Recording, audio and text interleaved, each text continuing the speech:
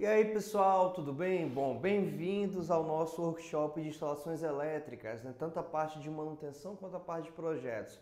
Bom, para quem não me conhece, eu sou o professor Pablo Guimarães, sou engenheiro eletricista, sou um dos diretores da ABE, que é a Associação Brasileira de Engenheiros Eletricistas aqui de Manaus, e também um dos diretores da AMEST, que é a Associação Amazonense de Engenheiros de Segurança do Trabalho, no qual também eu sou engenheiro de segurança. Primeiramente, pessoal, eu queria agradecer a todos que chegaram até a nossa primeira aula, todos que vêm acompanhando o nosso trabalho e que estão aqui participando do nosso workshop. Esse workshop ele tem a missão de elucidar, pelo menos a grande maioria das dúvidas que os profissionais sentem no momento de se fazer um projeto em instalações elétricas e no momento de tentar ou de dinamizar uma manutenção, que também são pontos bastante importantes. Primeiramente, eu quero salientar diferenças entre projetos de instalações elétricas. Como assim? Existe o projeto de instalações elétricas residencial, o projeto de instalações elétricas predial e o projeto de instalações elétricas industrial. Cada um tem a sua peculiaridade, né? Nós não podemos falar de instalações elétricas de maneira comum, de maneira tão simplificada, porque cada etapa, cada nicho desses tipos de instalações vai ter uma peculiaridade. Por exemplo, as instalações elétricas. Qual é a grande peculiaridade das instalações elétricas? É que na sua maioria das vezes é uma instalação mais simplificada, né? Em que nós temos aqui dispositivos mais simples, ou seja, eu não vou utilizar provavelmente eletrocalhas, né? Nós não vamos utilizar provavelmente perfilados, tá? Nós não vamos utilizar esses componentes da instalação elétrica mais robustos. Por quê? Não há necessidade. Na sua grande maioria das vezes, você pode apenas trabalhar com eletrodutos, trabalhar com caixas de passagem, trabalhar com cabos de PVC, disjuntores que vão chegar ali no máximo 170 amperes, trabalhar com circuito trifásico de até 75 kW, tá bom? Então assim, nós temos essa dinâmica. E aí eu lhe pergunto, o que que muda, né? Aí você vai perguntar para mim, na verdade, o que que vai mudar da residencial para predial? Quando você vai da residencial para predial, você basicamente aumenta a sua instalação elétrica. Isso é perceptível, né? Uma coisa é você fazer uma residência, por mais que seja uma mansão, que aí também já entra no lado de instalações elétricas mais avançado, mas, por exemplo, uma residência de 3 quartos, com 2 andares. Então, é uma residência simples até para instalações elétricas.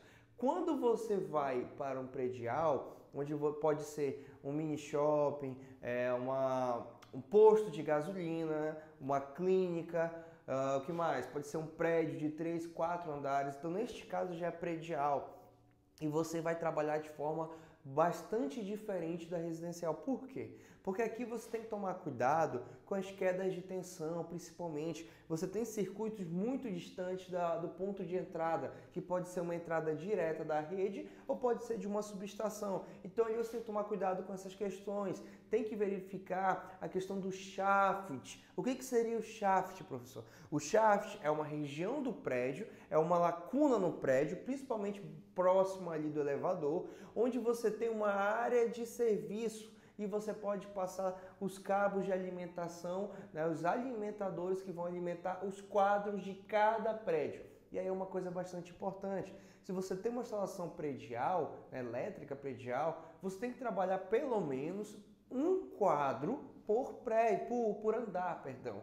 Por quê? Porque se você deixa um quadro lá no térreo e esse quadro alimenta todos os circuitos dos 3 andares, você tem muita distância entre o circuito, entre a ponta do circuito, onde realmente o equipamento será conectado, até o quadro. E essa queda de tensão vai aumentar a seção do seu cabo, né? Devido ali aos fatores de queda, você tem que aumentar a seção para poder tentar, né, e chegar com esse limite de tensão próprio ali do meu circuito. Então você vai gastar em quê? Em material de instalação, certo? Então, Você tem que trabalhar com shaft, tem que ter um QGBT logo lá no início, e esse QGBT vai ramificando para os quadros que estarão em cada andar. E ali você faz a distribuição comum. Tá? Então, a grande diferença da predial para residencial, na minha opinião, como projetista, e com a experiência nesses tipos de instalações, é justamente essa, né? Que você tem ali a presença de um shaft e a presença de outras cargas mais importantes, como a carga dos elevadores. Você tem que saber qual é a carga do quadro do elevador e que esse quadro, esse motor do elevador fica sempre no topo do prédio, no pavimento mais alto do prédio, que é onde ele faz todo esse trabalho com o elevador. Então nós temos uma queda, uma distância de cabo para chegar até lá. A questão do resfriamento, dos sistemas de resfriamento, né?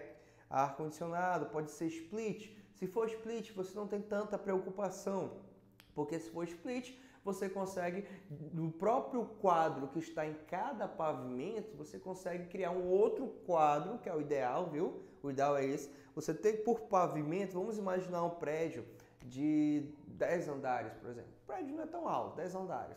Cada andar vai ter um quadro. Esse quadro por andar pode ser um quadro de iluminação e tomada. Tanto faz o prédio ser um prédio residencial ou um prédio comercial, em que nós temos salas ali. Mas o que você tem que fazer é isso, ter um quadro que vai alimentar a iluminação e tomadas e um outro quadro por andar. Se for utilizado split, né, o ar-condicionado tipo split, você tem um outro quadro que vai alimentar esses ar-condicionados.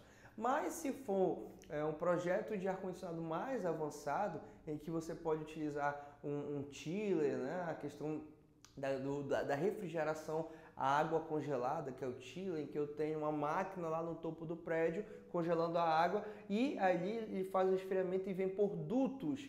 E esses dutos são divididos em todo o prédio. Ali já é um sistema muito mais avançado, que claro, quem faz esse tipo de sistema, quem projeta esse tipo de sistema é o engenheiro mecânico. Mas neste caso, você tem que prever a carga que vai alimentar a central de resfriamento, que fica lá no chiller. E os possíveis pontos de insuflação de ar, que nós vamos ter motores ali trabalhando dentro dos dutos nos pavimentos inferiores. Claro, pessoal, isso aqui não é o foco do nosso workshop, mas você tem que imaginar tudo que existe no seu prédio que você vai ter que alimentar com a sua instalação elétrica. Por quê? Na maioria das vezes você pega um projeto de instalação elétrica ou você pega um conjunto de todos os projetos, só que ainda não está definido o escopo. Então você termina o projeto, aí o cliente fala, não, mas eu vou acrescentar isso. Não, mas eu vou acrescentar isso. Não, eu vou acrescentar uma bomba. Eu vou acrescentar isso, vou acrescentar... E nesse processo de ir acrescentando cargas, para a elétrica muda tudo. Porque se eu colocar uma carga, acrescento uma carga, eu tenho que atualizar todo o meu diagrama unifilar. Opa, o que seria o diagrama unifilar? O diagrama unifilar, basicamente, a gente vai ver depois na prática ali, o diagrama unifilar é justamente o esqueleto da tua instalação elétrica. Eu tenho a entrada, eu tenho os quadros e ele vai esquematizando, é como se fosse o fluxograma da tua distribuição da instalação elétrica. E aí nós vamos para a instalação elétrica industrial. O que seria a instalação elétrica industrial? Nós temos, como você pode ver, mais cargas agora. Ali na residencial, as maiores cargas talvez serão chuveiro, ar-condicionado. Na predial, as maiores cargas podem ser os sistemas de ar-condicionado, se for unificado. Se não for unificado, seria o sistema de elevador, né? As bombas que vão fazer recalque, as bombas de incêndio do hidrante, as bombas da água encanada. Então ali é um procedimento, são os equipamentos mais pesados. E na indústria? Na indústria, pessoal, basicamente o que vai pesar mais na instalação elétrica, eu falo em peso. Peso não é o peso que eu estou falando, desse peso de quilogramas, tá, pessoal? O peso é de consumo. O equipamento que vai consumir mais a tua instalação elétrica na indústria é justamente a linha, né? Dependendo da linha que você vai alimentar, o próprio ar-condicionado na indústria. Tem indústrias que elas funcionam com o ar-condicionado ligado 24 horas por dia, pela questão de controle de umidade. E não tem nada melhor para controlar a umidade do que um ar-condicionado, tá? Ele deixa o ambiente mais seco e baixa a temperatura. Então você tem aí da indústria as suas peculiaridades e com certeza eu falo assim, 100% das vezes você vai ter numa indústria uma subestação. E essa subestação também já tem uma peculiaridade, ou seja, eu já vou entrar com outros dispositivos na subestação, bancos de capacitores, nós vamos ter dimensionamentos mais robustos, vamos ter distribuição por eletrocalhas, né? Nós vamos ter a questão dos dispositivos de proteção, vão ter que estar bem alinhados e trabalhar essa seletividade. E tudo isso, pessoal, compete à instalação elétrica industrial, além da questão da demanda que você tem que verificar, a demanda contratada, os fatores de utilização, tá bom? Os fatores de acoplamento, né? Os fatores térmicos, então tudo isso deve ser bastante trabalhado em uma instalação elétrica industrial.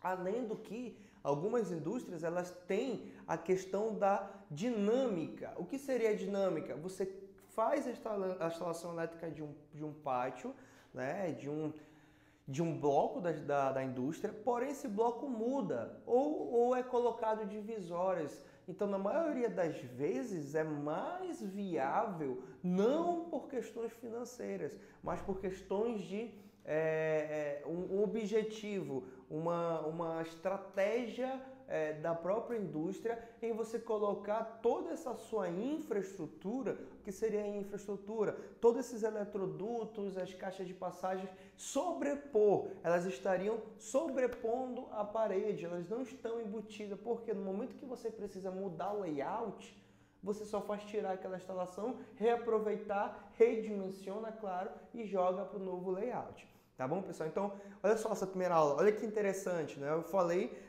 características assim, que se você já trabalha na área, ou se você tem experiência e verifica o que acontece na área de instalações elétricas, você sabe do que eu estou falando. E claro que isso tudo reflete para a manutenção. Tá? Então, falando aqui sobre a questão de projeto, nem falei de projetos, estou falando das características de cada projeto elétrico. E aí você consegue contemplar todas as necessidades do seu cliente. E é bom você fazer um checklist e tudo isso. Tá bom, pessoal? Esse workshop, ele na verdade, ele vem para eu trabalhar e dividir com vocês esse conhecimento, né? Essa experiência que não veio do nada, tá, pessoal? Eu apanhei, eu já errei, eu já tive que reprojetar, retrabalhar uma estação elétrica mais de 5 vezes para poder atender o cliente. E isso porque eu não tinha experiência de chegar com o cliente e falar para ele o que você quer, o que você precisa. E quando você anota o que o seu cliente precisa, você atende a necessidade dele. Não simplesmente você tem que adivinhar o que ele quer, você tem que ouvir o que ele quer e executar o que ele precisa. Tá bom, pessoal? Então até a próxima aula, nossa primeira aula aí de introdução, espero que seja o suficiente para você continuar no seu workshop. No final vai ter aquele certificado de comum, né, gratuito, eu não cobro o certificado do workshop, como muitos fazem por aí, dão toda a aula na hora de emitir certificado, cobra. Eu não trabalho dessa forma, eu e minha equipe, nós somos bastante sinceros com relação a isso, e foi um dos pontos que nós recebemos muitos parabéns, e eu estou realmente parabenizando você que está aí correndo atrás de mais conhecimento e oportunidade. Até a próxima aula e fique com Deus.